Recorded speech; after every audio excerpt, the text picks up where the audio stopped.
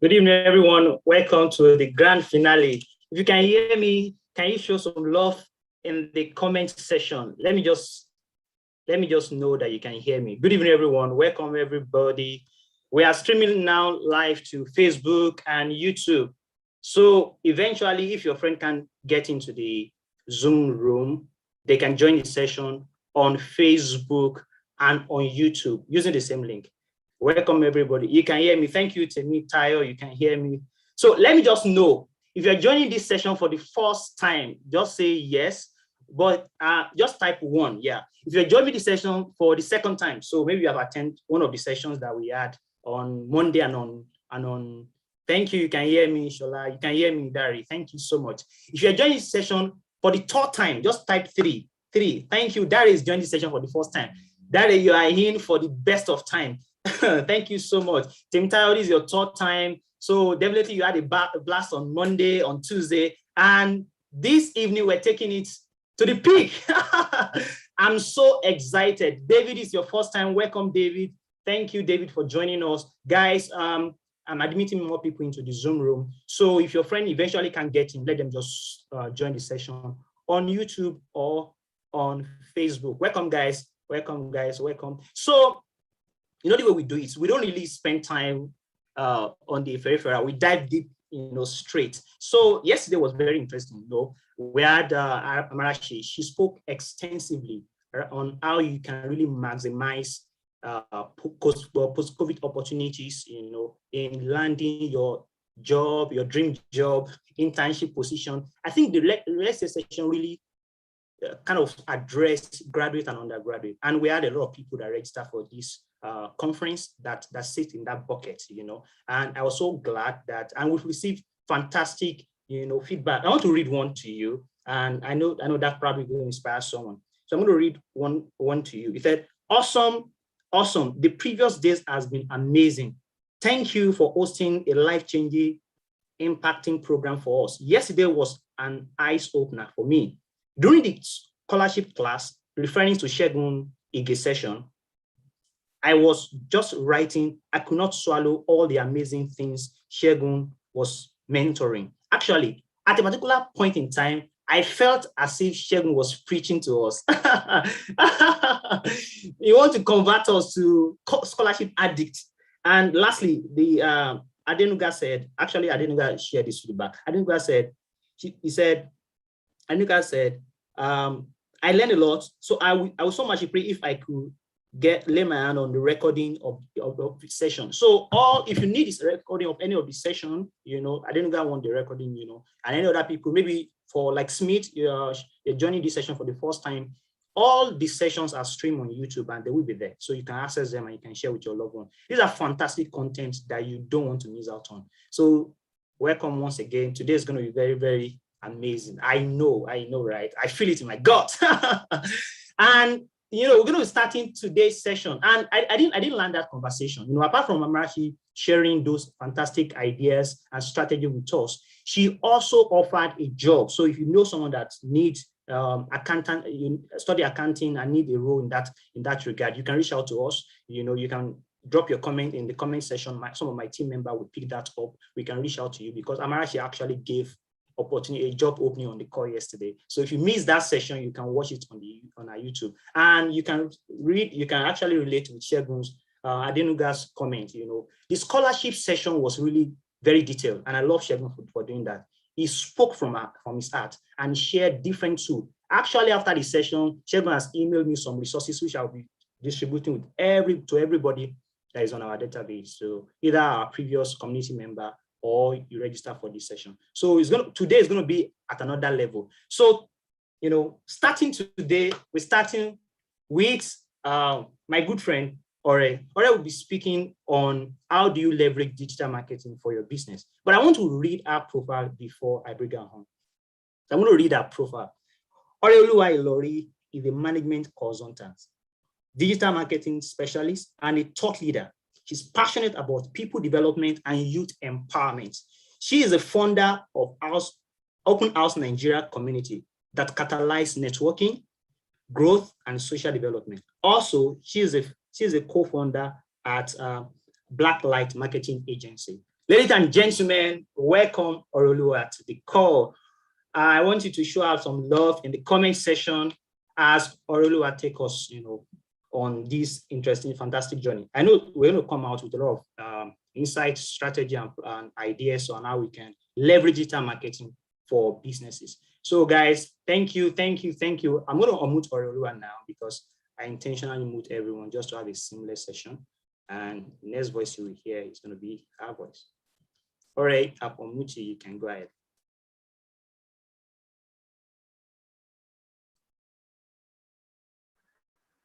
Okay. We can hear you now. Okay, thank you. Hi everyone. It's nice to be here. My name is Ore. I see a lot of people here already. This is really nice. This is my first time here. So I'll just dive right into it. Let me share my screen. Just give me a second. So just let me know when you can see my screen. Because I believe everyone can see my screen. Yes, you can see your screen. Okay. All right.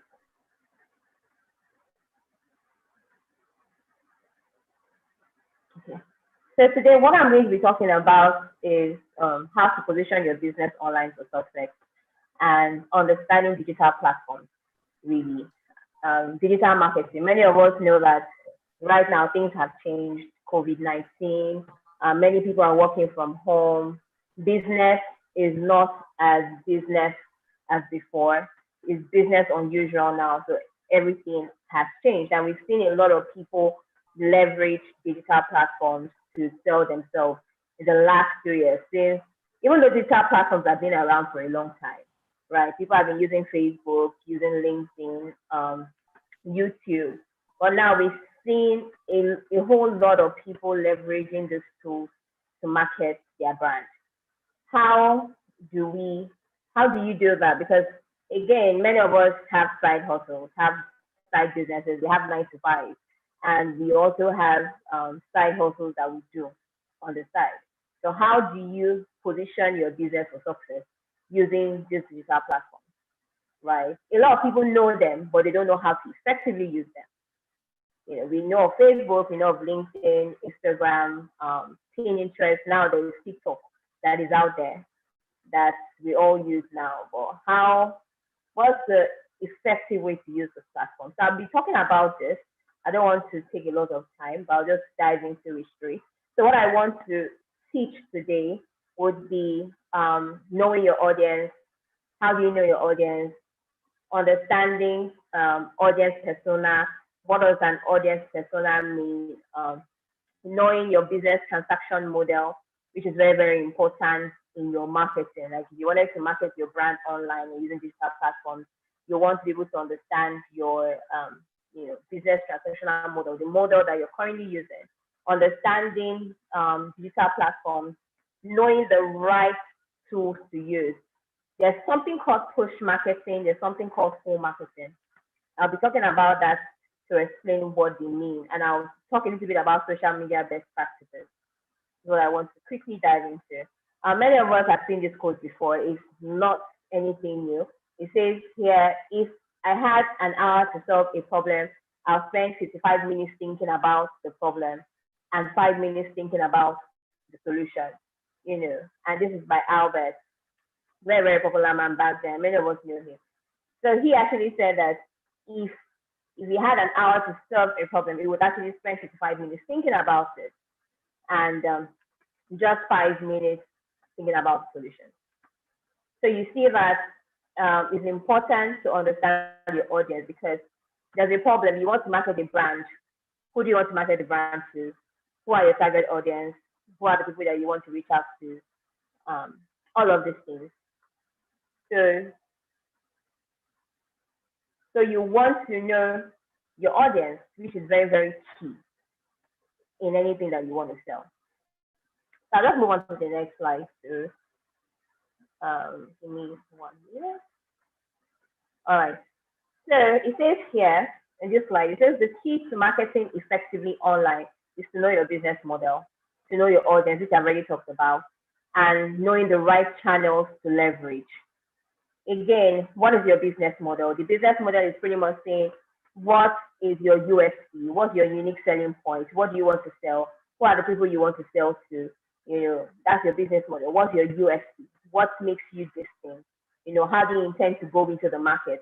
What approach, what strategy do you intend to go into the market? That's what your business model is all about. And then your audience is talking about your target audience. Who are the people you intend to reach?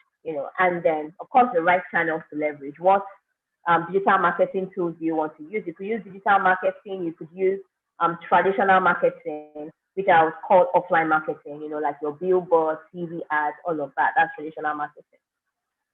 So let me move on to the next slide. Okay, so in understanding an audience persona, as you can see from my screen, there's a lady here. This is actually an audience persona that was created. How it works is, you can see, to understand your target audience, you have to have different clusters. There are different people you want to target. So it could be that you're targeting, for instance, let me use Nivea as an example. Nivea has many products that they sell. They have, deodorant, cream, different things. They have this one that they have that is on skin brightening, lightening up your skin. And they have a target audience. So obviously, their target audience is usually, dark skin to brighten up your skin. So they target those people and say, oh, we have this product. You want to turn, people that want to turn. So if you do a buyer persona on that person, they most likely will say, we would like to target, let's say, 21 to 35, black skin, location. You could target by location, demographic, also goals, career, profession, all of these things you target. So this is an example here. Rachel, small business owner, this is her demographic. She's 32 to 39. She's a female. She earns a particular amount of money. This is her location. She has a master's degree. She's married. She has no kids. Also her goals. So pretty much goes down to breaking our goals, what exactly our issues could be, right? And again, some of these things you create them by yourself, because sometimes you have to sit down to create the audience that you want to cater to. So you have to come up with an audience persona, the different people and their profile, and creating them, and also what their problem could be like. And then you can now say, how can we reach in Rachel? How can we get through to Rachel? What can we give Rachel? You understand? So this is just a buyer persona. I don't know if you guys can all still hear me. Okay. Can you all still hear me? Yes, we can hear you clearly. All right, thanks. So I'll just move on to the next slide. Okay, so after knowing your buyer persona, which, like I said, is very, very important. If you want to do anything, very, very important that you break down your target audience. You do like the buyer persona. You can say millennials, Generation Z, Generation X. I can explain what that means. So we have the millennials, which are between the ages of, I think, 24 to 30, about 23 to about 32 or 33 years old or so. You have the millennials, then you have the Generation Z, which are the new generations, people that are like 18, 19, 20, 21, younger than that. Then you have that generation, what they like to do, what they don't like to do. Then you have the Generation X, which are the people in between, let's say, 39, 40, and thereabout. And then you have the baby boomers, who are between, let's say, 48 to about like 50 something thereabout. So we have different generations. So you need to understand the people that you want to target, their interests, their location, what they do for a living, why they most likely would use your services. That's, what an audience persona is. And now you also need to understand your business model, which I talked about earlier. What business model are you using? Like I said, your business model is your unique selling point. How you intend to market yourself out there. How you intend to be different from your competitors and what the competitors are doing out there. That's your business model. But then again, you could be in B2B and then you have B2C, you know, different types of business segments. So if business to business, know what business to business is all about. It's a niche market. You're servicing other businesses. You have business to consumers, where you have a business reaching out to consumers out there. You have C2C, consumer to consumer, so many other things. So you need to know, okay, what type of business are you business to business, or you business to customer? Then that way you can now break down, you know, how you intend to look at it. If you look at the slide here, you can see for B2C, it's usually a large scale market, and it's usually emotionally driven, because again, customers, you want to reach out to customers, you have to reach to their emotions, you have to appeal to their emotions, you have to give them what they are seeking, you know, what they would. So you know how humans are naturally emotional people. So if you're actually going to reach out to customers, you have to appeal to their emotions. And again, the number one priority here with business to consumer is brand awareness. Not that other things are not important. I mean, lead generation is important, all of that, but brand awareness is key, because you want to constantly put your brand in their faces. You want them to constantly see your brand, because you see many times that they see your brand, at first they might not have any, they might not form any impression about your brand until after a couple of times that they have seen your brand. Yeah. So then you have business to business, you know, which is usually the hardest part to market. But again, one thing that is number one priority is lead generation, which is very, very key. So I'll just move on to the next slide. Please, if you have any questions, you can leave them on the chat for me, and then I can take it along the way. Okay, so this is a question here. Operating a B2B model, what social media channel would be your primary focus when it comes to marketing and building relationships? This is a problem that a lot of people face, and this is why I put it here as a question. So if you're operating a B2B model, business to business, what social media channels would primarily be your focus? Leave your answers on the chat and let me see what you guys are thinking here, right? And then we'll come back to this at the end of the class, of this session. So just leave your answer there. So still on understanding digital platforms, I talked about business model, talked about buyer persona. Now understanding digital platform, before you begin to use your LinkedIn and your Instagram or Pinterest, you know, there's Pinterest, there's Facebook, Twitter. Twitter is banned now, but you can't really use it for business like that. So there's this new one that everybody's using, TikTok. There's Snapchat, which is still there. So it's understanding digital platform. How do you go about it? There's something called the push marketing. There's something called the pull marketing. The push marketing is pretty much just saying that you're trying to project your brand out there. You're trying to push your brand out there. You want people to know about your brand. So you're trying to promote a specific product to an audience you find relevant. So you're constantly pushing your brand. And with this, you're using social media channels. Social media channels are considered as push sources because they're there. People can actually see your brand. People can see what you're doing. You know, Instagram takes the form of image and videos. With Instagram, it takes the form of image and videos, while LinkedIn is pretty much almost the same thing. It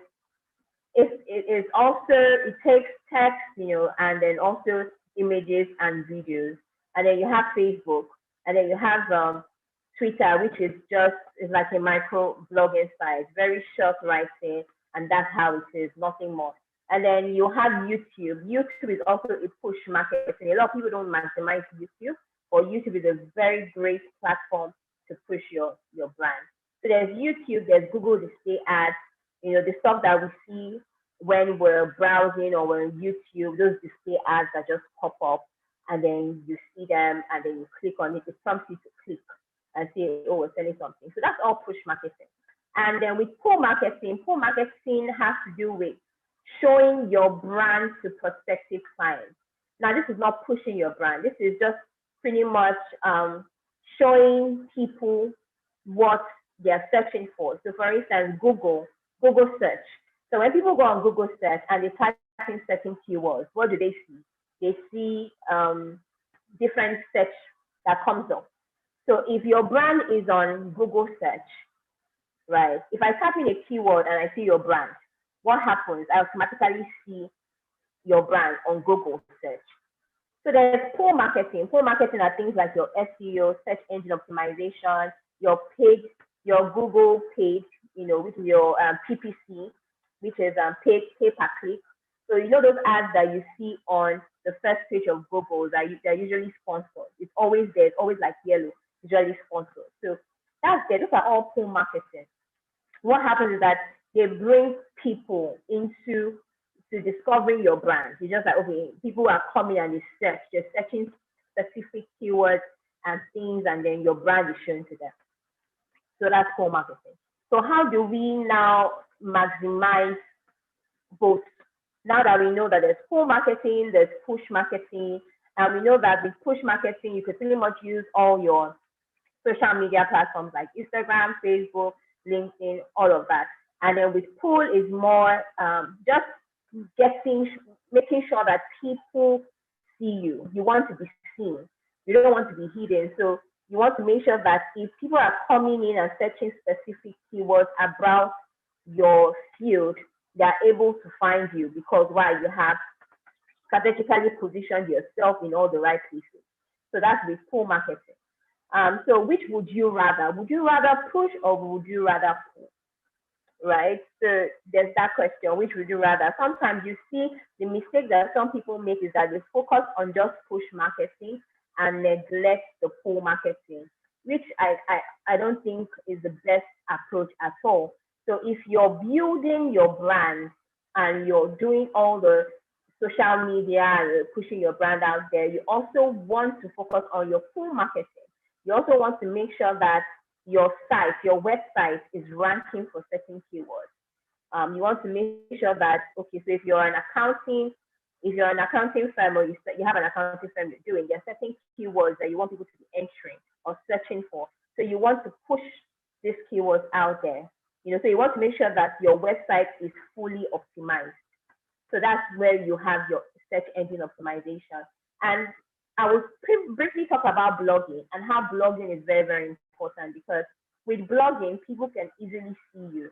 And with blogging, you use keywords that people are searching for. So you can be strategic in your content and the things that you write there because you want people to search for you. If you look at Jumia is constantly on search. If you look at Konga and a couple of other brands, just check them out. They're always on search because they have fully optimized themselves there.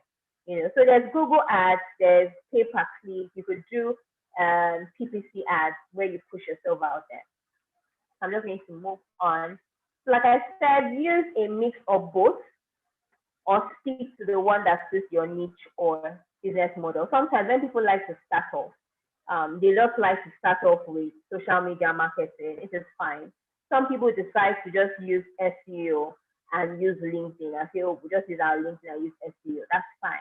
Again, it has to do with your niche. What market are you rendering to? What's your business model? If it's B2B, sometimes you don't have to do too much push. You don't have to do too much push. You could just do pull and then focus on client relationship and client engagement and one-on-one meeting with clients. So that is there. So it is very important that you know your niche and your business model. So you can know which approach to use and how well you can use the two and infuse the two together. Okay, so I'll move on. 5 pull marketing best practices. Like, if you guys have any questions, please drop your questions. Like I said, I'm ready to take all your questions. So I talked about pull marketing. I talked about push marketing. But what are the best practices if you had to, go about this? So with pull marketing, one thing that is very important, KISS, is an acronym. It just says keep it simple. Keep it very simple. Again, why I say this is you don't want to do too much on Google, because there are situations where you try to do too much, and what happens is that you end up being Google can derank you. There's something called derank. where Google can derank you because they are seeing that you're cheating or you're doing so much um, um, SEO out there, which is not bad. So just start little. If you want to do SEO, start just optimize your website for certain keywords, write articles about your services using certain keywords that people would like to search out. Check what your competitors are doing, how they are ranking. Check the sites that are ranking on the first page of Google for the things you want to write about. Very, very important. Search them. See what they're writing about. Find out how many keywords that they're using in an article. Then try to outrank them. Try to write more than them. So if they use 8 keywords, you could use 9 keywords or 10 keywords. It's about placement. So again, use high quality assets. By assets, I'm talking about creatives, videos, images, audios, very, very important. So you want to use your images. Also, when you're using your images, always write the alt text. Always write the title of the image because that gets seen by Google. That's also ranked because Google has robots that actually go to every page and actually pick all of these things. So when you put a video up or you put an image up, you want to make sure that you write an alt text on it. What it means, write an alt text on that, so that way it gets picked. Make it stand out wherever you write to make it stand out, make it be relevant, let it be something that people are talking about now. Let it be hot in the market and stick to your brand. You don't want to do more than that. Now let's move on. For push marketing, have a strategy, have a very clear strategy, have a content calendar. It's very key. Sometimes I see people just post anything any day. That's not the best approach to go. On social media, you want to make sure that you have done your homework, you have done your research, you have a strategy, you have a content calendar that you have developed. How many postings do you want to do in a month? What sort of posting do you want to do? How do you intend to? What timing do you want to push out your content? All of this. And again, with social media, you could check your insights to get how well you're performing and what the timing that is best for you. So the social media is flexible. You can pretty much have all this information at your disposal. Also, be very consistent. Don't start social media and stop and then come back again, because the truth is people will forget your brand. And with Instagram, the more you post, not every day, because posting every day is not the best way to go now.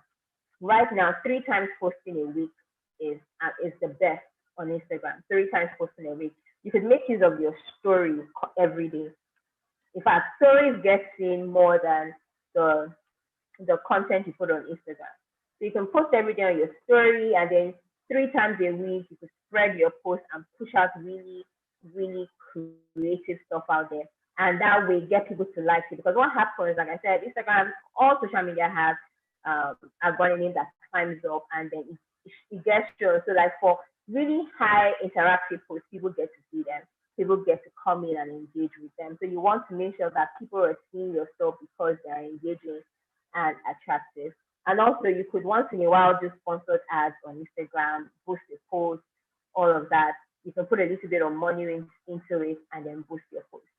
Never focus on the numbers of followers. People do this a lot. I'm like, why are you focusing on the numbers? People think, okay, the more numbers you have, the better for you. That's actually false, because you can have a lot of followers and they're not converting, none of them, but people buy followers.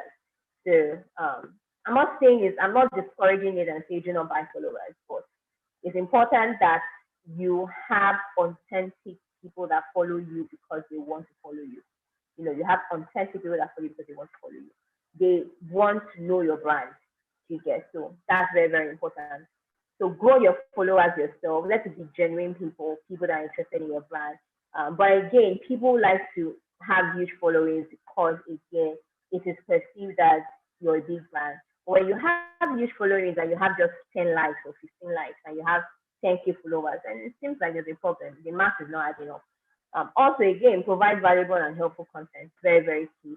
Again, it's about your engagement. If you have engaging content and you're pushing the right things to remember what we said in the beginning about the buyer persona? If you did your buyer persona very well, you can use your buyer persona to actually create the sort of content that the people in your buyer persona would want. So you know the right people that you're reaching out to, and they are the right people that would come to your page and engage with your page because you're doing what you're providing valuable and helpful content to them. So I'll just move on. And this is just an example of a girl who grew she built a community. All she was a school student. She was doing DIY skincare, and before you knew it, she started selling them, and her brand became really big. She was using social media, Instagram, Pinterest, and now she has like over 1 point something million followers, and she made her first million in less than 6 months. Crazy, but and all she did was DIY skincare, and she just pushed it out there, constantly, engaging her community, and now she has built a community. She's the founder and CEO of Mary Louise Cosmetics. You can Google her out. So you're just talking about building a community, because at the end of the day, the most important thing is that you want to be able to build an audience. You want to be able to build advocates, people that will stand for your brand, people that will tell people about your brand, people that will say this brand is tested, I've used them, people that just go out as brand ambassadors and really, really speaking about your brand. You don't really need to do much. You don't really need to shout, because these people are there and they love what you do and they love what you put out. So everything that I've talked about today, I've said one thing that's very important in positioning your business online is knowing your audience, creating an audience persona, understanding your business transactional model, what you're using, push marketing and co-marketing, and also the best practices out there and how you can go about it. So I don't know if you have any questions for me. I'm available to take questions. And yes, so I'll just hand over to people. Thank you so much. I'm super struck by the speed at which you kind of manage the time. I know we have time constraint, but I'm so happy that you could manage all that, pack all those content into that small time. Thank you so much. So guys, if you have questions, you can drop it in the comment section. You can drop it in the comment section. Yes. So I know you already, so maybe I should have just asked this question. So I know you talked about how someone can start, even though you're just starting out, but we know that people also have budgets around campaign. So for a business that don't really have capital, not making money, what would you advise? Cool. I can't really hear you. Can you hear me now? Can you hear me clearly now?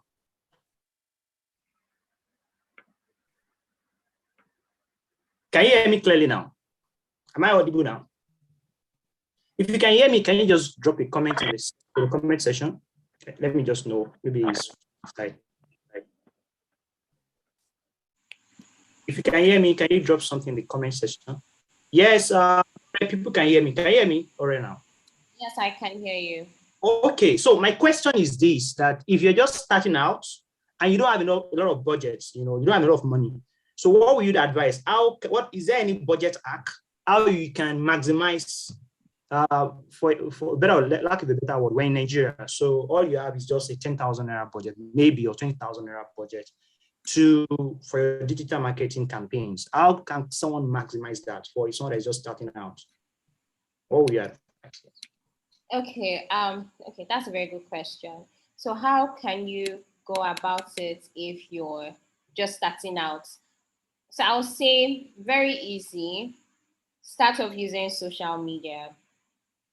Again, this thing is not, so it depends on the business you're doing, first of all. Like I said, what business model are you using? If you're someone that has a fashion line or you have clothes that you're selling, you could open an Instagram page, because like I said, Instagram is more picture and images. You could open an Instagram page and start pushing out your content. Create engaging content. There are tools available. There are different applications. You can even do TikTok where you wear the dress, have video skits on them, change the characters, amazing stuff, and push it on Instagram. A lot of people are engaged with these things.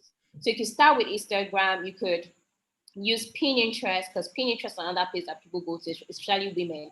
Women go to Pinterest to find fashion styles or clothes, Ankara, and different things. They go there. So if they happen to stumble on your stuff there, they see your brand, they go on your page, they want to engage with you. But I have some bonus stuff that I haven't even mentioned. So let me just even talk about this. All right. I've talked about, before I forget, so I've talked about business model, all of that. But I want to talk about email marketing. Is a bonus tip that I put here. Email marketing is very, very important. Again, you don't have to start simple. There's MailChimp that is out there. There are a lot of email softwares that you can use. All you need is a contact list. You could get contact list from your friends, people, create a MailChimp. With MailChimp, you can create something called a lead magnet. A lead magnet, what it does is that you get people go on that page, sign up, and they have access to they get your emails constantly, and they have access to something that you're providing. So you usually want to provide a free service to them. So you could say, oh, we're going to offer, if you sign up to this email, you would get a free ebook. Or if you sign up to this, you would get 10 of my sketches, my fashion sketches. People sign up because they want to see your sketches. And before you know it, they have access, they will start receiving emails from you because they have subscribed. So yes, as email marketing is very, very important in targeting people, the right people. But again, it has to be people that have signed up, not people that are not interested in receiving emails from you. Because there are situations where people go and buy emails and they start spamming people and sending emails, and it can be very annoying. So it's good to actually seek for permission before you start sending emails to people. So email marketing is also there, which is very, very important in doing. Again, like I said, this is like, it says don't buy leads. A lot of people do this in Nigeria. They buy leads. It's very, very annoying. People will spam. Build a list and segment. Like I said, how you can build a lead and segment is by lead magnets. You could just have a lot of brands do it where they tease you and they tell you, oh, we are offering ABC. Sign up to our newsletter. You sign up. You put your name there. You put your email there. So automatically they are in your pool. So you send them email. So you could send relevant emails and nurture your leads. You could go for an event, get people to sign up, write their name, their email, everything. You have a list of database and send leads to them. Again, applications like MailChimp is you can build feeds, you can send, generate, write things there. It's an email builder. It would help you do all the things that you need to do. Design, templates, all of that. And there's so many other email softwares that you can use aside from MailChimp, but I use MailChimp a lot. So again, another thing before I go, last one is Google My Business. If you have a business and it's not on Google My Business, put your business on Google My Business, because Google My Business, people go on Google My Business every time. People are always looking for you. So you want people to see your brand. Why do you need to use Google My Business? Well, it allows you to appear in maps and Google search. When people are searching for locations and places to eat or whatever that are looking for, it comes up. You come up as a suggestion, as a search. Your brand comes up. It allows people to leave reviews about your business. And again, with your Google My Business profile, you can run ads on Google.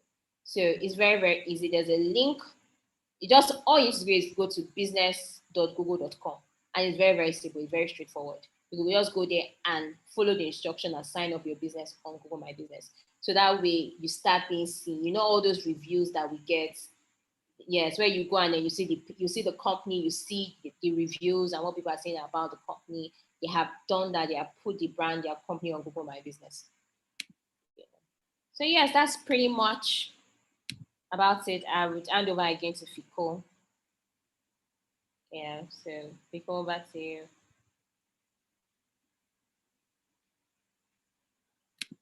Oh, thank you so much. Thank you so much. I can see Jemilu raising up his hand, I guess. So if you have questions, can you just type it in the comment section so that we can take questions as we wrap up this session?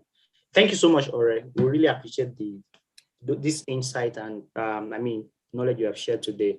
And please, while Gemini is doing that, can you just drop your contacts in the chat so that people can reach out if they want?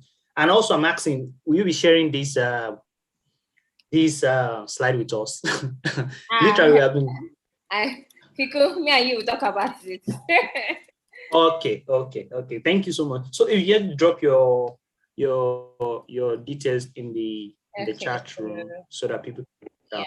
Yeah. And maybe on social media, email address. Yeah. Thank you so much. Jemilu, if you have questions, if you can drop it, that would be great. I know you are raising up your hand, but so please, if you have any questions, please feel free to ask me. I'm available for questions. Awesome. Anyway, so anyone that has questions can actually reach out. So since we have your contacts, to stay with time. And guys, I want you to leaving. So if you need any help, need any assistance, you can always reach out to me. So let me just like I was saying the other time when I was introducing her, she is a co-founder of a Blacklight marketing agency. So you can reach out to her if you really want to go, an extra mile in this journey. Thank you so much, Ore. Guys, I just wanted to appreciate Ore in the chat. Thank you for your time. Thank you so much. Thank you so much. Yes, thank you, guys. All right, guys, we're moving to the next session now, and I will be talking about how you can forge your talent into ATM machines. Thank you, Vivian. Thank you, Vivian. All right, guys. So moving to the next session, and I will share briefly on how you can forge your talents into an ATM machine. If you can see my screen, let me know. When you can see my screen, let me know about sharing my screen. Thank you, guys. Just give me a second.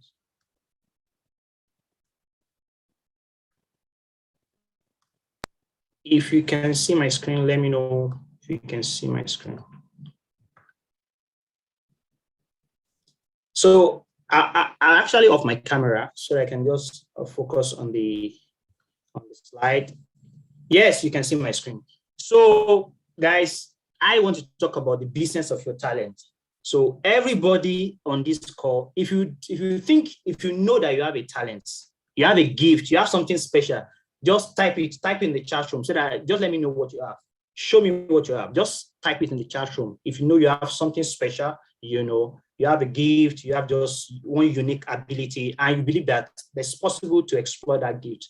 So let me know. Yeah, and if you know you have no gift, you're so sure of that, type it in the chat room. I can't see any chat yet. So I want us to actually managing people, Vivian. That's nice. That's a lot. That's what that's what they pay the C-level people for. People that work at C-level. Fantastic. So you're a moving money bag, Vivian. Any other guys? Let me know. Let me know the gift you have. Let me know that talent. That's something special that you have. Drop it in the comment section. I want to know. I want to see it, and I want to chat up. Crypto technical knowledge. Emmanuel, you're moving money. You're moving money.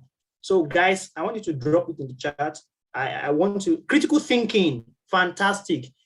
Olufunke, critical thinking. Fantastic. Nice one. Guys, these skills this skill have capacity, to give you guys a lot of money, to create opportunity and leverage for you. So I want more people to share.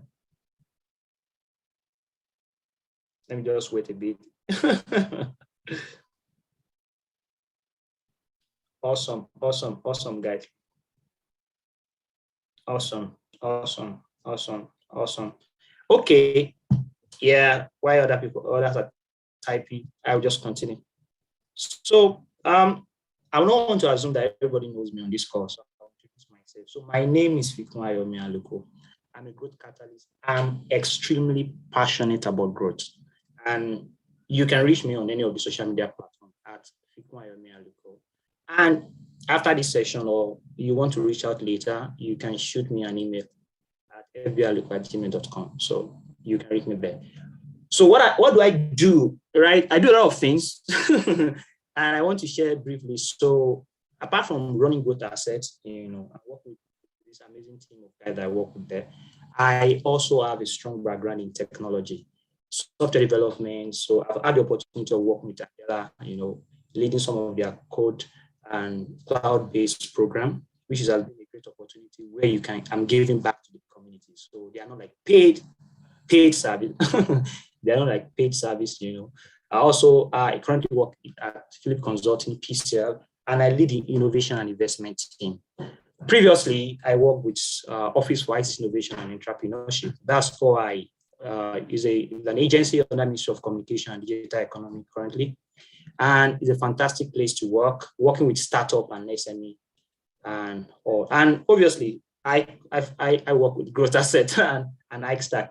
So that's pretty much about me. So I think it's a good way to yes. So if you still have more questions, you can connect with Ore. I can see more chat in the room. Fantastic. People are dropping more of what their skill sets. So we were talking about critical thinking, public speaking. Wow, persuasion. That's great. Fantastic, guys. So keep it coming. So while we move on, right? So since last 2 days, since Monday, actually last 3 days, we'll be talking about about Ambidextrous Conference, and this conference is powered by Growth Asset. And I think it's a good place to talk more about Growth Asset before I move into my content. So what's Growth Asset and what do we do? So Growth Asset is an human capital development, social enterprise platform. And what we do is that we leverage the technology to equip people and empower youths, young Africans, to maximize their potential. The vision is to bridge the talent gap. There's a good talent gap in Africa, and if we are able to achieve that, we are satisfied, and we are fulfilled. That we raise people, we equip people, we empower people to bridge that gap. And part of that idea and that vision is why we have organized Ambidextrous Conference.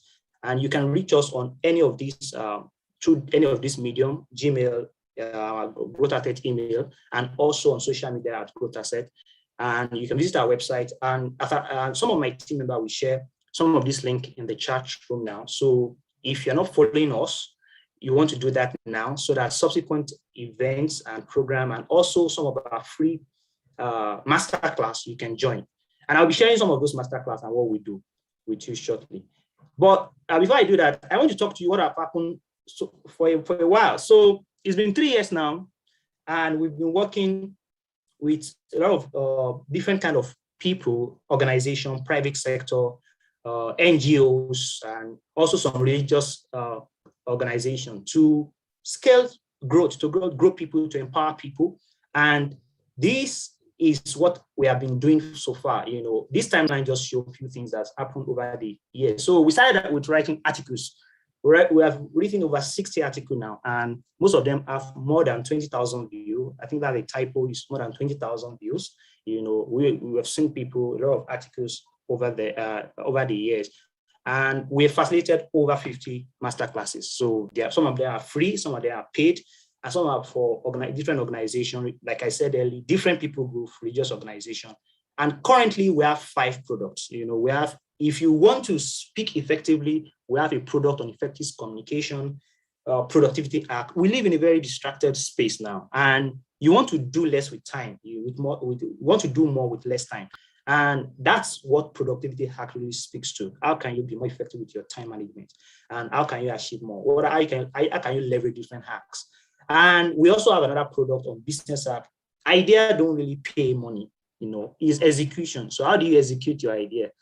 And interestingly, we have a growth setting course, and that product speaks to how do you create a bespoke, tailor-made growth plan for yourself, such that you can have a predictable result. So you're not trying to guess, to just find your way around things. You are so deliberate. And lastly, we have a talent hack product. So these products are available, and I will share more on that later. Currently, based on what we do, we've reached over 30,000 people, and we've trained online, virtual, on-site with different organizations. Close to over 7,000 people has been trained by what we do. We have media appearances and also different awards, 10 or 11 awards, and we have resources. Currently, we have a core team of 5, and we have 6 volunteers. And we have 2 digital products. So we have an Udemy course online that is accessible, and we have also a PDF book, an ebook that you can, a premium PDF ebook that you can buy.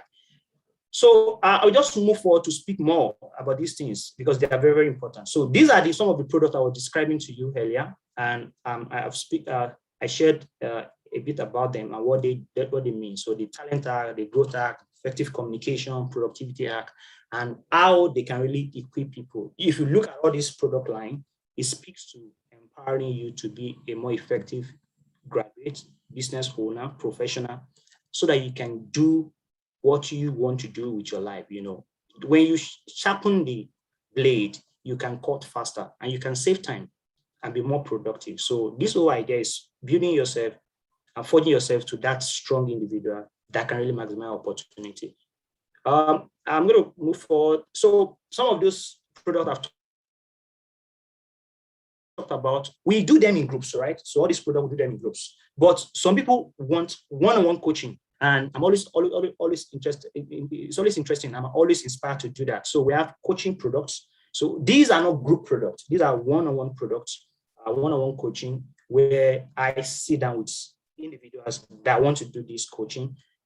And you don't want to do it in a class. You want to do it by yourself. And I walk you through this. I work with you to build this capability. So some people are always passionate, always thinking about coaching. So you can see some of those links have been dropped on the comment section. If you want to check them out, you can do that now or after the call. Also, we have effective communication. Literally, all those 5 products, we have coaching products for them. And if you don't want to attend our class, average class or class from 10 to 20, and also we do an implant class where we go to organization to facilitate some of these trainings for them. So if you don't want to do any of that and you want one-on-one, you really want to achieve this result and you want it to be tailor-made, then you can sign up for effective communication, where you learn how to deliver your message with power. There's nothing, some people, we are streaming now to YouTube, to Facebook, and we're on Zoom. Most people don't want to do that. And they are very talented. They have a gift, they have skill, but the fear of public speaking really, really limit their potential. You don't want to be in that category. You want to ensure that you can express the value you can offer anywhere in the world in front of any group of people. And like I said, growth setting. You don't just want to set goals. People are frustrated with their goals almost every day, every year. In fact, by February, most people's goals are already collapsed. They've forgotten about it. They've moved on. But you can create a predictable system that can help you measure your goal. And that's what growth hacking is all about. Growth setting is all about. It helps you create a predictable result. And that's what we want to achieve. So if you want to work with me on that, I'm going to do that one-on-one with you, and you can have outstanding results. And lastly, we have productivity, which I've already talked about. There are a lot of noise. How can you cut through the noise? Really, things don't take time. They just take right approach. So someone can do something for 5 days, another person can do the same thing for 5 hours, and you'll be surprised. The guy that is doing the same thing, task for 5 hours, achieve more results than someone that is doing that for maybe the same thing for 5 days. So productivity hack is so important. We have so much to do now with less time. So you really want to know how to cut through the noise. And lastly, ideas don't pay bill. You need to be able to execute. And that's what business hack is all about. We sit down with you and look at your business idea, and we'll think through together with you to create effective strategy that works. So guys, those are our masterclass, digital product, some of our product, and also coaching product. So like I said, we have 2 digital products now, and you can, if you want to buy any of these digital products, you can access them now. Some of those links, the links are being shared in the group currently. So you can check the chat and click on some of the links. So currently we have, like I said, an Udemy course. Is close to 3 hours course, about 2 hours plus, and the videos are broken down into small chunk, average of 3 to 5 minutes. So it's easy for you to consume, and there are about 40 of them. So you can decide how you want to self-pace yourself, and it's lifetime access when you purchase the course. And most time it's always on Udemy discount, so you can buy them at a discount fee of close to less than $10. So they are very cheap. They are not that costly. And you can go up for the book, Growth Hack book, which is available in the link that's been shared in the chat. So guys, that's what we do at Growth Assets. I think it's just a great opportunity to share who we are and what we do, and some of the opportunity that is available for you to maximize. So I will be moving on to my, so like I said, you can reach us, with all the contact medium, email, check our website, learn more about what we do, send us the chat, email will respond to you. So now I'll be moving on to my session, and I want to really dig deep now. How do you build, how do you forge your talents into a business? So what are you looking for? When you saw the ad, when you joined this call, what are you looking forward to? What are you looking forward to gain in this session? I want you to type in the chat room. I've been talking for a while now, so let me hear from you. What are the specific things you're looking for in this session? Tell me, what are you looking for? I want to know your expectation. So I'll be reading out all the chat now. So what are you looking for? What are you looking forward in this session? All right.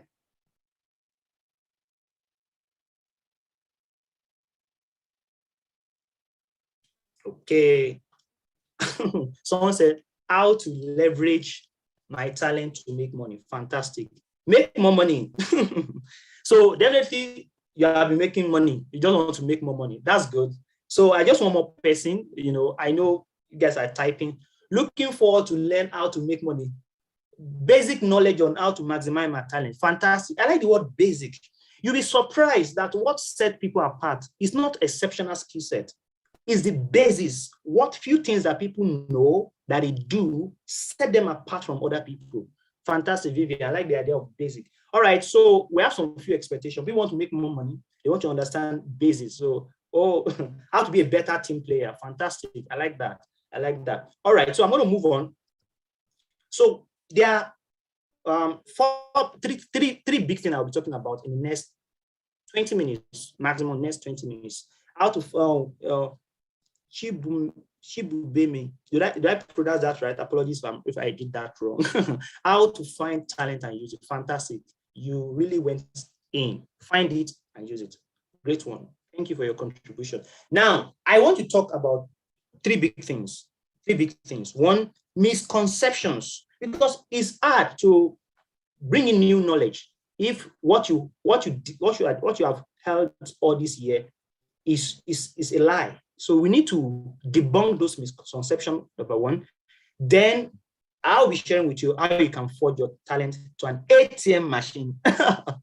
So the talent can release some money, you can just press the button. Literally, so you're not waiting for money to come. The idea of ATM is that you can work the machine because you are the one in charge. And lastly, we're going to take a few questions. So let's rush in. So let's continue. So what are the misconceptions? These are the few misconceptions. What are the misconceptions? These are the few misconceptions that is popular around talents and that what people do. One, my talent, my gift, unique ability will make me money. That's not true. In fact, your talent, your gift, and uniqueness, we can have a high probability of bringing you frustration than making you money, because people don't pay for talent. People pay for skill. I want someone to type that in the chat. People don't pay for talent.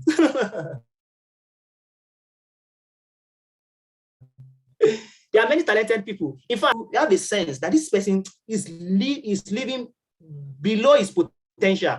Let me drop it in the chat room. If you know someone that is living below his potential, and just don't tell me. If it's on the call, don't shout out the person's name. Just type that I know someone. I just want to say I know someone. Just imagine in your mind that someone that is living below his or her potential. There's always people around living below their potential. I know someone. Yes. So the first misconception is that your talents, gift, or unique ability will not make you money. Those talents will need to be forged into skill. People will pay for skill. So don't just be happy that you are talented. Be Think strategically. How can I turn this talent to a skill? The second one, very popular. Talent is enough. Talent is not enough. That you are talented does not mean you have it all figured out. No, talent is not enough. That's another big misconception. Talent is not enough. It's not possible. You know, yes, I like what Jamie said. He said, my talent has actually fetched me more money, but I think I deserve more. Yes, that talent fetched you money because you use that talent as a skill. I'm going to get there. Now, in this session, we learn how to turn it to a more powerful tool to generate more money. So if you go to Hollywood, you will see many people staying there. They are just looking for roles. They are talented actors, but you'll be shocked that some of them have been there for years, even getting opportunities to just walk through in a movie, you know, to play the most ridiculous role. Most of them don't have those opportunities. And yes, they are talented. In fact, some of them have script upon script and they are there, but talent is not enough. It's not enough. There's nothing you must add to your talent to turn into an ATM machine that can produce value to you. Secondly, my talent will get better over time. That's a scam. Tell someone, I want you to type in the chat that that's a scam. Your talent can't just automatically get better over time. No, that's a scam. Your talent needs to be worked. If you don't work on it, it won't get better over time. That's a scam. That's a scam, pure scam. Also, I don't like selling. This one about business. This one about business. Another fourth misconception. I don't like selling, or business is not for me. That's not true. That's not true. That's another misconception. If you start thinking, even if you are working for a government organization, everybody is into business. You are into business. If you think, because your thinking is very powerful in forging your talent into skill, because you will eventually work around business, right? So don't ever think that selling is not for you, business is not for you, because everybody is selling. On this call, I'm selling. On this call, you are selling. Everybody is selling. So even though you're a professional, you are not a business owner, does not mean you are not in business, because as a professional, you are still in business. So let's clear all this misconception, right? Let's clear all this misconception. One, people pay for skill, not talent. I've talked about that, right? And your skill is that ability to solve problems or to provide value. It's so simple. So this and that's why I love Vivian's comment. The basis is the basis. You don't get exceptionally in anything you do if you have not mastered the basis. Your work is your effort, your energy, your investment is to master the basis. No, don't go into complex things. Don't try to worry your mind around complex. Just focus on the basis. And the basis of turning your talent to an ATM machine is to focus heavily on mastering the basis. Champions are those that master the basis. What differentiates champion from mediocre people is that intensity after they have mastered the basis. Secondly, the more complex the problem you solve, the more your reward. Just imagine a cleaner and a coder, a software developer, a cleaner. The cleaner is cleaning the environment, fantastic. And that's very important. We want to have an healthy environment. But the coder is building a multi-billion-dollar project. Even though the cleaner showed up and stayed in the office from 6 a.m. to 8 p.m., you can't compare the value that the coder will offer in 5-10 minutes. Imagine, I remember a time, my friend, we still undergraduate then, he was building an enterprise banking project, right? It is an interesting story. And at that time, it was like at 6 hours, 7 hours away from the base. It was not in Lagos, and he was building that product in Lagos, right? Now, the product managed billion-dollar projects. Funding transaction. There is a banking application that managed billion-dollar, banking transaction. And that application was not working. He needs to see his phone nearly busted with calls. He was forced to leave school then because he was working close to graduating, second 1 or 2 semester to leave the school, to come back to Lagos to fix that application. That's value. That guy, if he asks anything, they will give, because they want him to come back and fix. So if you think of a cleaner and a coder, the value. So now, this is so important. This is the basis. So in solving problems, you have to intentionally think about problems that are wicked, that are complex. Because the more complex they are, the higher the rewards. So you can short. So if a cleaner will work for 10 hours and get the same and get a low wage, a coder can work less hours because the coder is creating higher value. So literally, nobody is controlling the kind of money you have. You are controlling because you are choosing the kind of problem you are solving. So if you decide to solve, simple problem, it's hard. It's hard. It's hard for you to be able to make more money because you're going to spend more hours to make money. So you must learn to reduce the hours you are investing by solving more complex problems. Also, your talent won't get better over time. You need to forge it. You need to forge your talent intentionally. You need to forge your talent intentionally so that you can make money for you. Next, you are always selling. So when you pitch yourself to your employee, I don't know where you work now. If you don't have your business, you sell yourself to the employee. That's what you did. You sold yourself in the interview room when you're talking to the HR person there. What you did was that you sold yourself to the what? To the company. So if anybody ever paid for you, then it is because you have value to offer. It is because you have value to offer. So nobody, apologies for the background noise in my environment. So nobody really pay for value that they can't see. Everybody pay for value they can see. So it's so important that you know that you are selling. And the way you can communicate your value is because you sell yourself. Also embrace your reality. You're all in business, and at least you're a business of one. You're a business owner. So when your employee gave you a job, what you did is that your employee offer your employee your service. So you're in a business of one. And that's why you can see this day, people are moving all around. People are changing job because it's just a business. It's just a business. So that long-term commitment is no more there because we are in a business of one. So you must carry yourself as one. So it's so important to clear out those misconceptions. So let's move on. So what are the difference between talent and skill? It's clear. The difference is so clear. Talent, is defined by resources, ability. What you can do is inherent, it's inborn. When you were born, it was in you, but it's not enough. A skill required to be obtained. So you need to literally forge that talent to a skill. So don't get confused. What makes you money is the skill, and you need to work on it. It's a constant, it's a result of constant performance, improvement on task. That's how you forge a skill. Again, like I said, talent is inborn, but skill, on the other hand, you can learn it. So don't say you're not talented at something. There are some people that they are not talented at something and they are making money at that particular thing. You know why? Because they decide to train themselves. They build that skill. And I'm saying, even if you are talented, you still need to work that talent to become skilled. That's the difference. So, training and coaching is most effective when given to people with raw talent. That is, if you have a talent, it makes sense now to invest time and energy in you to improve your skill set. But if you don't have talent and skill, it's so hard. You will still improve, right? But it will take a more effort for you to become that expert. So that's what we say. We have what we call nature and nurture. Nature is what you have naturally, which is very easy to scale it. Why nurture? You may not have it, but you forge yourself into that zone. That's nurture. You nurture that skill set. That's it. So how do you forge your talent? Because we want to keep within time. We have more like 15 minutes thereabout to wrap up this call. How do you forge your talent into an ATM machine? There are 4 things you want to do. Let me emphasize again. How do you forge your talent into an ATM machine? And there's 4 things you want to do. There's 4 things you want to do to forge your talent into an ATM machine. So guys, these are the 4 things you need to do. 1, you need to discover your talent. That's the first thing you want to do. You want to forge that skill. You want to forge that talent into a skill. You forge your skill. You're turning the talent to a skill. Also, you want to monetize that skill. Then you want to scale that business. So these are the 4 things you want to do. But I want to break it down.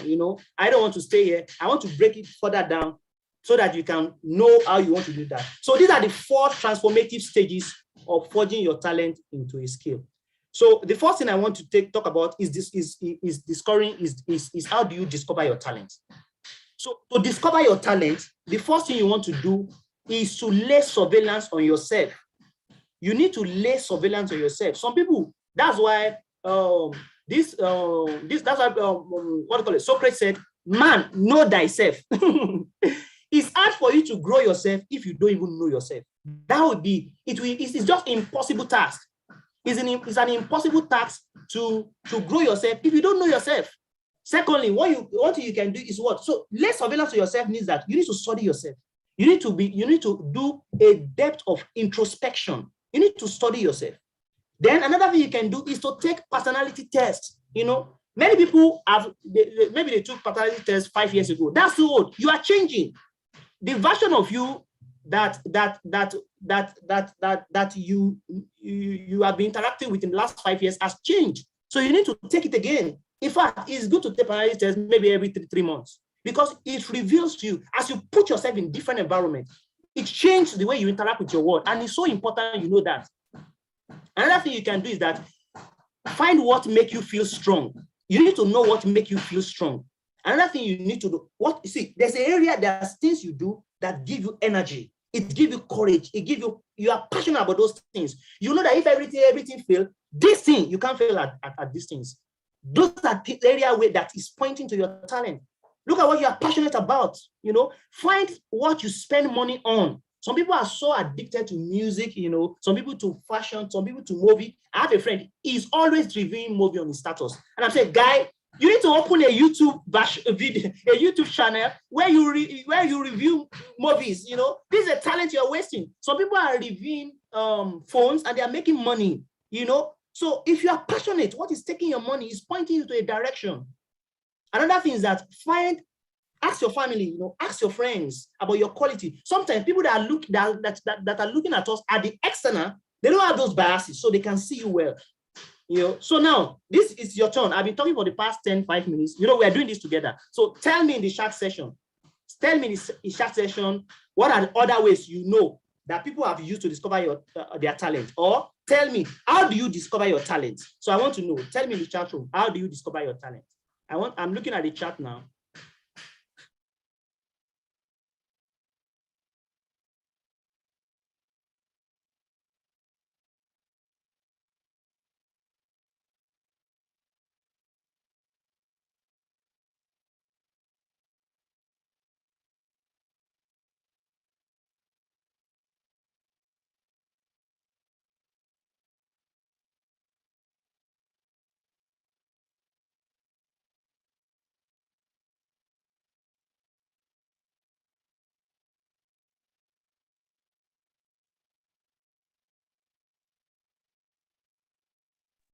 Yes, keep dropping it. I'm seeing it. Introspection. Emmanuel, I like that. Okay, you just discovered by enthusiasm. So your energy, the joy, the passion, fantastic. Guys, I want to hear how you have discovered your passion apart from these ways. Through what makes me happy. Fantastic. So that's what I've said now. So I want something new. Give me something new apart from what is on the screen. Ways you have discovered your passion apart from what is on the screen. Apart from what is on the screen. So anybody, any takers? Yes. People always tell me about my talent until I realized that I could make money with it. Yes, Jamil, you can make money with your talent. And those 4 framework works. Genuine friendships, genuine friends. So guys, we're going to continue. Yeah, we're going to continue now in our discourse. So just a quick recap. Let me go back. I'm a teacher. So I want you to understand. One, there are misconceptions, and you want to ditch all these misconceptions. And clearing it means that you need to believe all these things, right? That you are in business, you need to work your talent into skill, and it is that skill that will make you money. It is that skill that will make you money. And there's big difference between talent and skill. Then how do you forge your talent? You need to go through this first stage. The first stage is for you to what? To discover your talent. The next thing, and to discover your talent, we'll talk about this. And then I said that one of the things you can do is what? To take personality tests, right? Here is a link. So I'll be sharing this slide, and if you can screenshot this slide, you can do that now. This is a free personality test. You can even see in the link, it's free. So everybody on this call, one of your action points after this call is to take this assessment. It won't take you, it take less than 15 minutes, so you can do it. So guys, let me know if you have screenshot. Tell me that you have screenshot it so I can know. I want to be sure. Tell me you have you've noted down this slide. You want to go, want to go and do your personality test after this, because you need to know yourself. Fantastic. Yeah. Thanks. Blessing, help us drop the name. So guys, you can go to this page and learn about your personality test. It's so important to know yourself. You can't grow yourself if you don't know yourself. I need to know me to grow me. That's a tweetable right there. I need to know me to grow me, you know. I can't maximize my talent if I don't know myself. So it's so important to do that. Now, so how do you forge, you know, we have 4 stages. This is the second stage. How do you forge that talent into skill? You know, forge your talent into skill. Nobody pays for raw produce. Nobody pays for raw produce. And you see, where you will see this thing glaring, that nobody pay for raw produce, is when you compare the gain from crude oil between countries that produce and countries that refine. Nigeria produce crude oil, yet many countries that refine for us make more money from Nigeria than Nigeria. What that tells you is that when you refine something, the value of that thing multiply more than 4 times. If the value is 1 naira, when you refine it, becomes 4 naira. In fact, way more, maybe 10 times. Refinement is a skill because everybody has raw produce at a level. It is that refinement that separates people. So how do you do that? Let's move on fast. How do you do that? How do you forge it to skill? You need to do these 3 things. These are the 3 ways that you forge your talent into skill. They look simple but very powerful. The first thing you want to do, you don't forge every skill into every talent into skill. You must know the talent you want to forge and the value it offers. So the first thing you want to make decision. Now, if you want to do this today, you know, this is a practical teaching class, right? You want to list out your talents, right? And you want to turn them to business. First, you must look for that skill, that talents that have these 3 intersections. One, that skill set must be required. It must be required. People must be dying for it. And this is why you shut down your, what you say, I'm passionate. No. Everything is not about passion, guys. It's not about passion. It's about value, necessity, what people are looking for. You must think about that because some people have followed their passion and they are still struggling. You should follow your passion, but your passion you must have a way to align that passion to value. So 1, you must look for that perfect intersection. Literally, you are auditing all your talents. So you write them down, and you are auditing them through this lens. You are saying, which of these talents is in demand? That's 1. Which of these talents can offer value? And which of these talents can add the capacity to build to skill? Because if you don't build that talent to skill, you are not in the perfect spot. The first thing is to have that perfect intersection. If you can hear me, let me just tell me in the chat room that you can hear me. Just type yes. Because I'm really enjoying myself. I want to know if you guys are enjoying listening to me or is one way. Let me know if you can hear me in the chat session. You must look for that perfect intersection. You must look for it. It's so important. Then when you find that perfect intersection, the next thing you want to do is to build that intersection, that talent that sits there, into what? You want to forge it by building knowledge and practice. It's 2 things. So you can't practice in isolation from building knowledge. Let me give you an example. If you have talent to play football, for example, if you don't practice, you can't be a good player. Even when you practice, you need a coach. And what a coach does is that it will give you knowledge. You build knowledge capital. Write this down. There's what we call knowledge capital. That is a knowledge that is not common, a knowledge that sets you apart. So I'm not just saying general knowledge.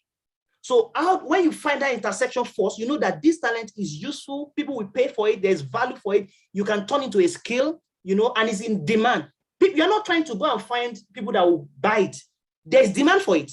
It's not a kind of talent you have that you're not looking for market. No, the market is already there. The next thing you want to do is to forge that talent into a skill by building what?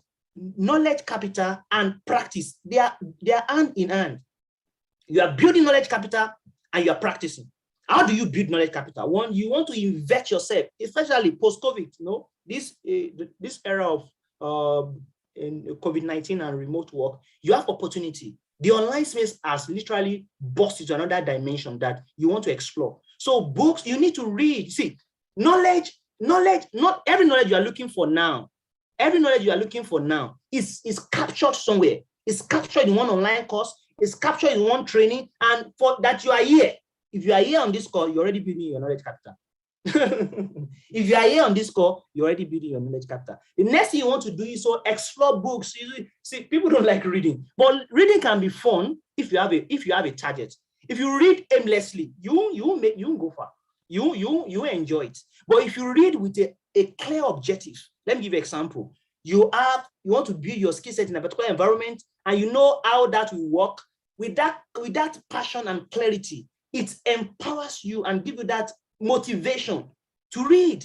So your knowledge is to an end. It's not just aimless search.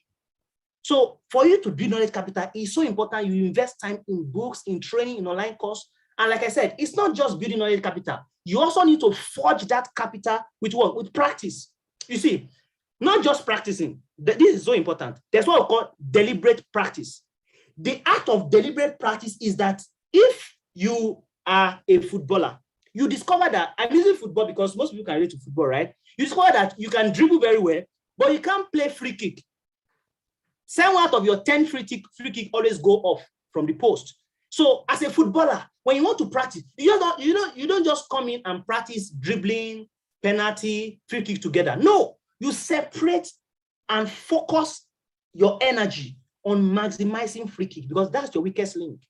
That is what we call deliberate practice. So don't just practice aimlessly. You want to break down the skill set you need to become perfect in something. Let me give you an example. I used to program. You're a programmer, you want to learn your data structure very well because they are basis of programming, right? If you master that very well, you start, now go, I want to now master framework. I want to master how to write in a more cleaner way, more readable code, So I want to write much shorter, cleaner, powerful code that easily to test and easy to maintain. So you have to break it down. So don't just practice anyhow. You have to have a clear goal. This is what I want to practice. This is what I want to master. But that's not all. You also need to use those gifts. If you are using so some people, they want to learn something, but they're always practicing in their own space. No, you can't become better that way. If you want to be good in what you do, you must offer that skill set for something that is valuable. I'll give you an example. If I can cook, but there's nobody who's going to give me a cooking job for now, what I can do is to offer that skill set to cook for free. Because as long as people is going to eat that food, it will stretch my mind to go that extra mile. Let me give you another example. If you're a software developer and you are just building an app on your phone just for yourself, you won't learn so much. If you volunteer to join a software organization without any payment to work for them, because those products the product you're going to work on is going to be used by a particular client, and you know that the client wants excellent job, it will force you to become an excellent developer. That is, always work your skill on what people will use. Offer your value in a way that stretches you. Don't just be practicing. You're a graphic designer. You're just practicing on your system. No. Ask someone that wants to use a graphics art that will go public. Tell that individual that you want to volunteer because that art is going out and you don't want to put a button outside. It will force your mind to go that extra mile. So volunteering is important. And if you are building skill around digital things, you must create online digital footprint. We're going to get there soon. So as you are volunteering, you are archiving those things you're doing because one day you're going to reference it. So lastly, what you want to do, see, if you build this, it's not as important as what you know than who you know. What you know is important. Who you know is also important. And that is why building network is so important. See, if you can do something, but nobody knows you can do it, you will stay in silence and you'll be struggling. So as much as important you want to build those knowledge capital and practicing your skill, people must know what you can do. You must leverage network.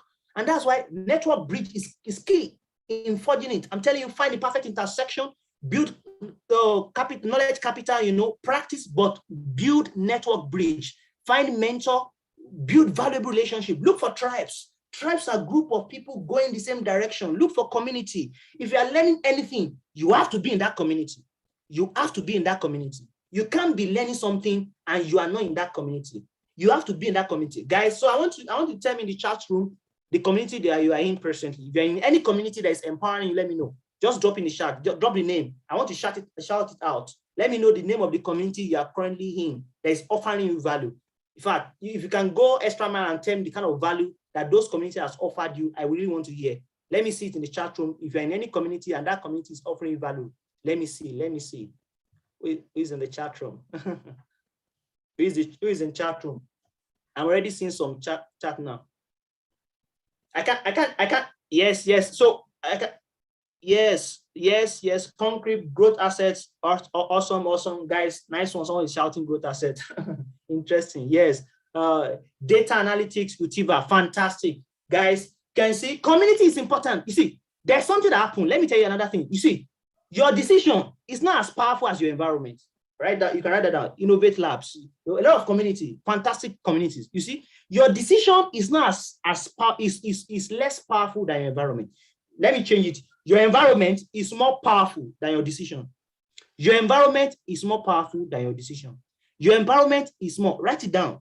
So that is why community is important. So if you say, I want to do graphic design, I want to learn how to cook, I want to learn how to sew, I want to learn how to start my own business. If you don't stay within the community of people that are doing the same thing, that energy, that decision, it will dwindle. You will lose the drive. But when you're in the community of people that are doing the same thing, even when you don't want to move, they give you positive peer pressure to move. So every peer pressure is not wrong. They are positive peer pressure. They are peer pressure within community that challenge your results. They force you to think. That's where you want to be. You want to be in a community of people that challenge you to raise the bar of your excellence of what you do. So guys, it is important to forge your talent into scale, leveraging communities. Community will give you opportunity to fail.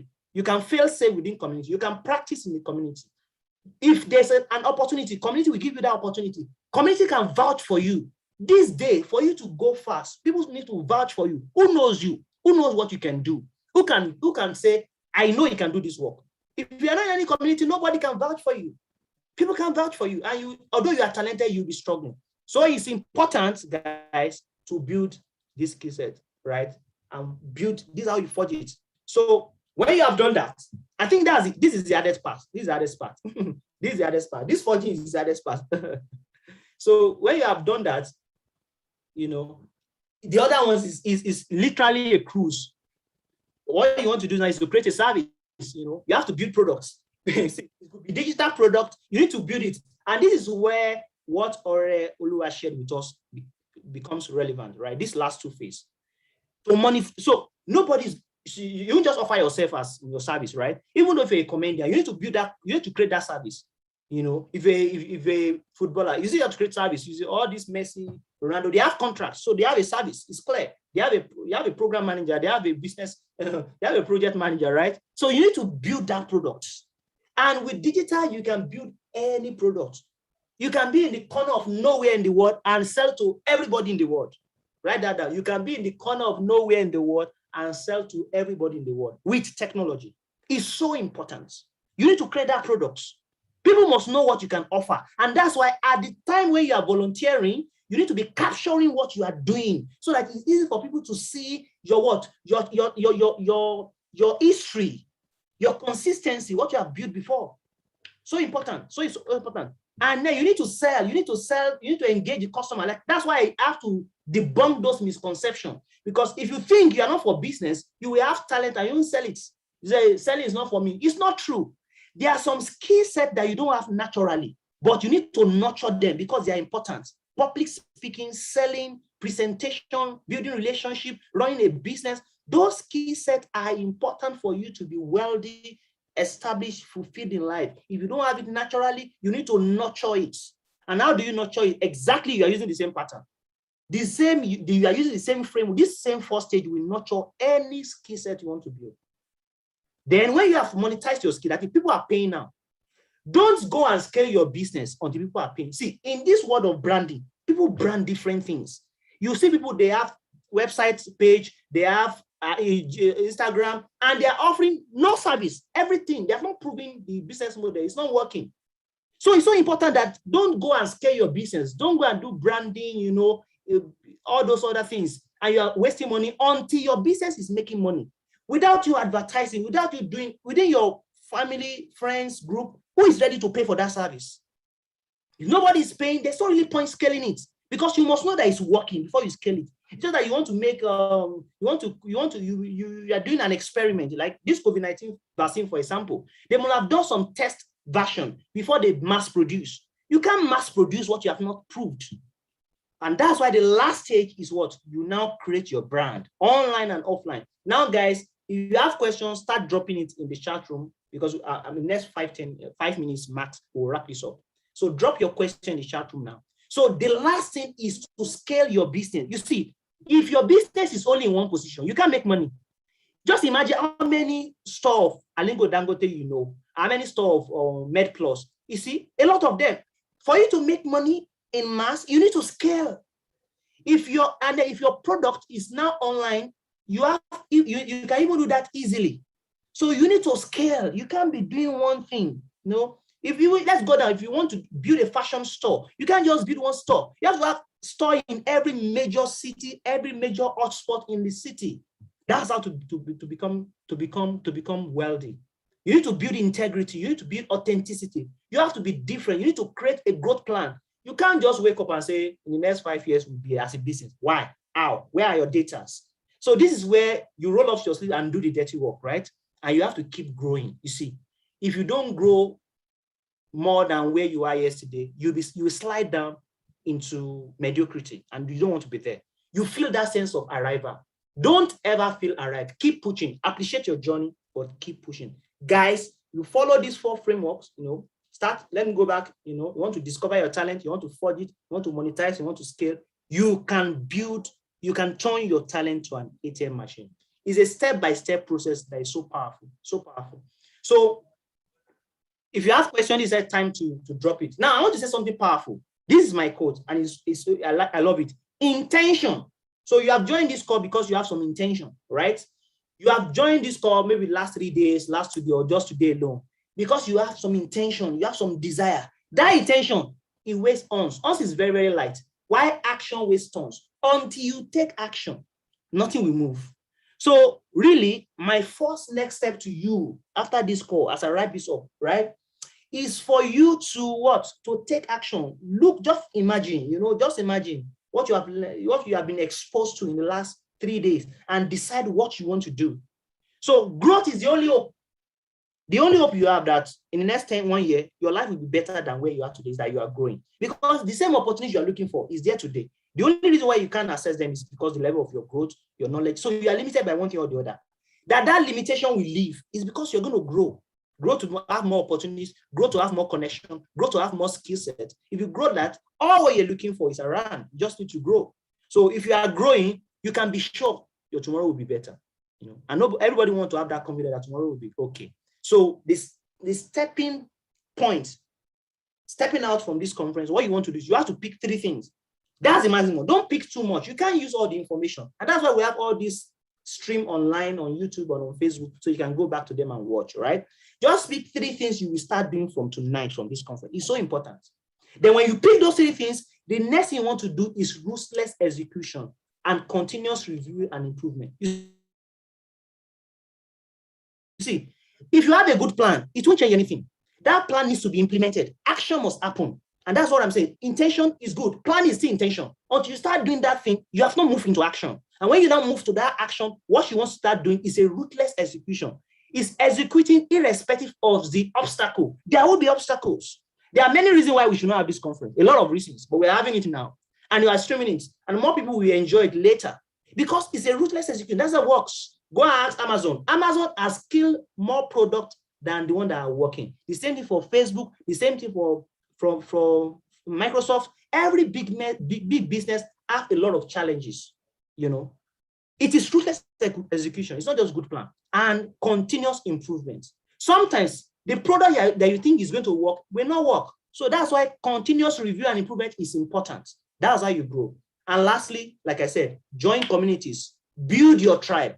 And like I said, you can join Growth Asset Community Group. So one of my team members will also share the links in the group now so that you can join if you want to. So those are the next steps, guys. Those are the next steps. So to wrap this up, I will be taking questions. So if you have questions now, this is time to drop your question in the chat. And also, tell me what stood out for you in this session. Just tell me. I'm going to take everything together because we are out of time, literally. But we need to wrap this up quickly. So tell me in the chat session what stood out for you. In maybe you have joined 3 days ago. What stood out for you? Wow, this is a long question. What is it, a question or contribution? I'll have to read it. He said, let me read it. He said, please, I would like to know how, so this is a question, right? Please, I would like to know how possible it is for someone with an administrative background to switch more into technical career, for example, AI and IT. One thing the thing COVID-19 opened my eyes to is the fact that the future is more AI. And I want to finish reading the question, guys. Just give me a second. I think a very interesting question.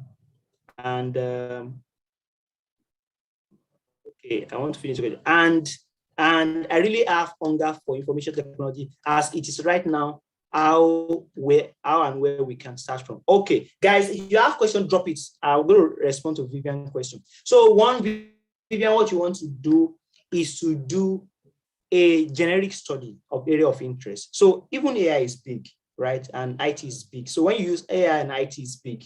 So the first thing you want to do, and you can send me an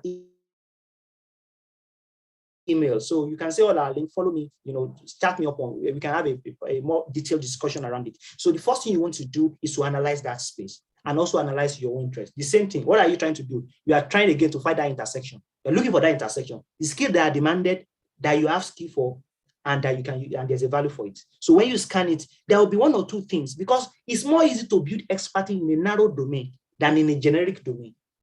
That's why if you want to go to software development, I will ask people, do you want to be a front end or back end? Yes, you can be a full stack, but start with one. Because when you start with one, it's easy for you now to focus and build expertise. So Vivian, the first thing you want to do is to map out that environment. Look for areas that are very, very interesting. All of them are good, but you can't do everything at once. Decide the one you want to do and focus on it. So on my Facebook page now, on my Instagram page, I posted links of websites you can learn free coding, and list of websites you can learn free software development and different things like that. So what you want to do when you decide that area, because that analysis is important, so that you don't pick area that don't really inspire, right? And you can't really turn quickly to value. The next thing you want to do is to look for people that play in that space, that's community, and also start building your skill set, learning those courses. But more importantly, you want to look for where you can volunteer that skill. So look for a place where you can say, I want to work for free. So you are learning the course, because many people have watched video tutorial. In fact, they have turned to a video tutorial themselves. They can say everything, but they have not used that video to do anything useful. You don't want to be in that category, because it causes you to know so much. So you'll be proud, or you think you know things, you had self-deception, but you can't do anything. So it's so important that when you want to learn, get it to where you do practical things. So like I said, when you understand what you want to do, pick a course, focus on that course, look for a community of group that will help you. And lastly, look for someone that works in that space and a place where you can work. So Vivian, that's how to start. So you need to make that decision. And to make that decision, you need to analyze that space. Any other question? Guys, if you have any contribution, this is time to drop it. Thank you so much, Vivian. Thank you. I like that question, very practical. So guys, if you have any contribution, this is time to drop it as we are wrapping up this call. It's been an interesting and fantastic time spending with you all, the last 3 days. And I am so glad to be hosting this. Thank you so much for your time, for staying true, guys on YouTube. Shout out to you guys, guys on Facebook. Thank you so much. Guys on Zoom here, I really appreciate you. And the investment you have made in the last 3 days will surely produce results. And shout out to all Growth Assets team. Fantastic guys. You guys put this together, and I'm so happy to be working with you. You are the real rock star. Thank you, everyone. And obviously we will see. So again, that's my name and that's my handle. So you can reach out to me. You can reach out to me on any social media platform. It's the same name at Fikayemi Aluko. Also, you can send me an email if you want to. So great time, guys. Spending time with you over the last 3 days. Have a fantastic week. And anytime if you have any opportunity to watch this later, you're not watching it now, make sure you send me your comment, your chat on YouTube, on Facebook, because it will be there live and we'll be able to reply to you. Thank you, everyone, and see you some other time. Bye, everyone. Thank you. Thank you for your comments. Thank you. Thank you, guys. Thank you. Bye, everyone.